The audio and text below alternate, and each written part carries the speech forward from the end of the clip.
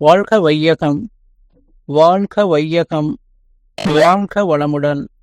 அருளாசான் அருள் தந்தை வேதாத்திரி மகரிஷி அவர்களும் இறைநிலையும் ஒட்டுமொத்த மகான்களும் என்னுள் சுக்குமமாக எழுந்தருளி 17/9/2024 செவ்வாய்க்கிழமை இன்றைய நாள்காட்டி வரிகளுக்கான கவிவரிகளையும் அதற்கான விளக்கத்தையும் சிறப்பிக்க வேண்டுமாய் சங்கல்பம் மேற்கொள்கிறேன்.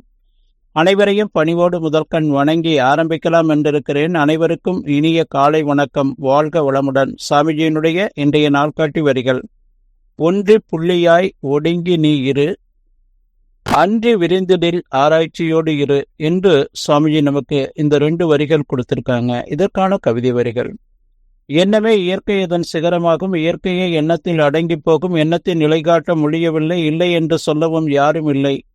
எண்ணம் எழும் இடமோ ஒரு புள்ளியாகும், இயங்கி முடியும் அளவோ அகண்டாகாரம். எண்ணமே செயற்கை பொருள்கள் அனைத்தினோடும் இயற்கை கருவிகளை எல்லாம் இயக்கும் சக்தி என்று ஒரு கவிதையில சொல்லியிருக்காங்க. இன்னொரு கவிதையில, நீர் நிறைந்த பாண்டத்தில் காற்று ஏறாது, நித்தியமா மெய்ப்பொருளால் நிறைந்த உள்ளம் ஓர் உலக பொருட்கவர்ச்சி உணர்ச்சி ஏதும் உள்நுழையா, இப்பேறு தவத்தாலன்றி யார் பெறுவார் யார் தருவார், அறிவேதான் மெய்ப்பொருள் என்று அறியும் பேற்றை.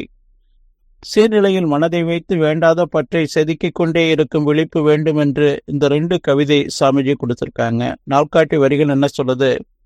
ஒன்று புள்ளியாய் ஒடுங்கி நீ இரு, அன்று விரிந்திடில் ஆராய்ச்சியோடு இரு.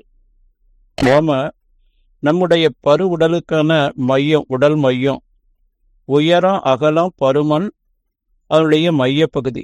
நம்முடைய மலதுவாரம் பிறப்புறுப்பு, நம்முடைய முதுகண்டம் தண்டுவிட முடிகிற இடத்துக்கு மைய பகுதி. அதுதான் நம்ம என்ன சொல்றாங்க, ஒன்று புள்ளியாய் ஒடுங்கி இரு, அங்கு மனதை வைக்கணும். அது உடல் மையம், உயிர் மையம், மனோமையம், காந்த மையம், கருமையம், இறைவனுடைய தெய்வீக பெட்டகம், இறைநிலையினுடைய ஒரு ப்ளூ பிரிண்ட்னே சொல்லலாம். நம்முடைய மூலாதாரம். வினை பயன் ஒரு தேகம் கண்டிருக்கிறோம். நாம இந்த பிறப்பு என்பது அம்மா அப்பா தொடர்ந்து வந்த நம்முடைய முன்னோர்கள் வாயிலாக வந்த அனைத்து பதிவுகளையும் சுமந்து இருக்கக்கூடிய ஒரு ரெக்கார்டர் கேசட் நம்முடைய கருமையும் நம்முடைய மூலாதாரத்தில் இருக்கு.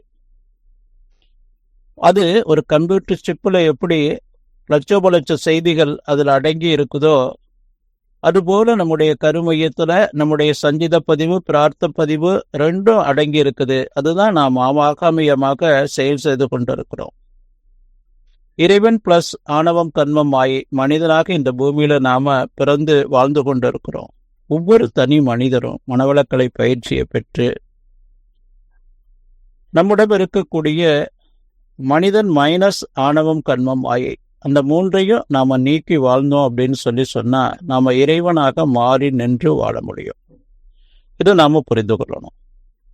நம்மிடம் இருக்கக்கூடிய சஞ்சித பதிவு, பிரார்த்த பதிவு, அதுல இருக்கக்கூடிய அந்த பதிவுகள் அனைத்தையும் நாம நீக்கி கொண்டா நாம இறைநிலை என்பதை உணர்ந்து அந்த இறைநிலை இணைப்போடு அந்த தெய்வீக நிலையில இணைந்து வாழக்கூடிய ஒரு நிலை கிடைக்கும். நமக்கு உடல் ரீதியா, நம்முடைய மனது ரீதியா ஒரு சிரமங்கள் ஏற்படும் போது நாம நம்முடைய அந்த மூலாதார மையத்துல அப்படியே மனதை நினைவே புள்ளியா ஒடுங்கி நின்னுட்டோம் அப்படின்னு சொன்னா அனைத்தையும் நாம சமன் செய்து கொள்ளலாம். நம்முடைய அந்த மூலாதாரத்தினுடைய அந்த ஒரு தவம் என்பது சிறந்த தவம்.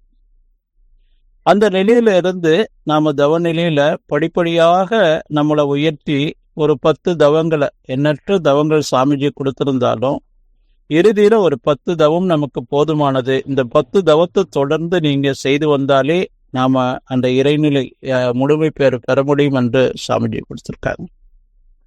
அந்த மூலாதாரத்தில் இருக்கக்கூடிய அந்த குண்டலினி சக்தியை ஒடுங்கி மூலாதாரத்தில் இருக்கலாம். அங்கே விரிந்து நாம அந்த சுத்தவெளி இணைப்போடு நாம இணைந்து இருக்கும்போது ஒட்டுமொத்த அந்த இறைவனுடைய எல்லா ஆற்றல்களுடைய கடலாக இருக்கக்கூடிய அந்த தெய்வீக தன்மை நமக்குள்ள சொரூபமாக, இன்ட்யூஷனாக, உள்ளுணர்வாக நாம் பெற்று அந்த நிலையில வாழக்கூடிய அந்த ஒரு தெய்வீக நிலை நமக்கு கிடைக்கும். இறைநிலையே நாம இருக்கிறோம்.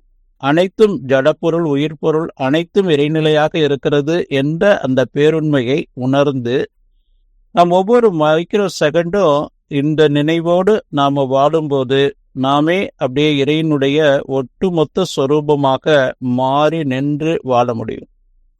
நமக்கு அந்த அட்டமா சித்திகள் என்று சொல்லக்கூடிய அனிமா, லகிமா, கரிமா, பிராப்சு, வஸ்து, ஈசாத்தம், பிராகாமியம் என்று சொல்லக்கூடிய அந்த அட்டமா சித்திகளும் போதகுரு, வேதகுரு, நிகிதகுரு, காவியகுரு, சூச்சகுரு, காரகுரு, காவியகுரு, நிகிதகுரு என்ற இந்த 7 குருமார்கள் தன்மைகளும் வள்ளுவர் சொல்வார், கோளில் பொறியில் குணமுளவே என் குலத்தான் தாளை வணங்கா தலை.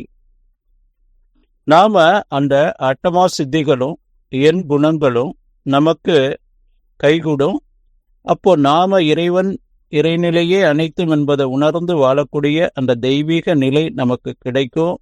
நாம் அந்த தெய்வீக இணைப்போடு வாழ முடியும் என்று சொல்லி நன்றியோடு நிறைவு செய்து கொண்ட இன்றைய சிந்தனையை வாழ்க வளமுடன், வாழ்க வளமுடன், வாழ்க வளமுடன்.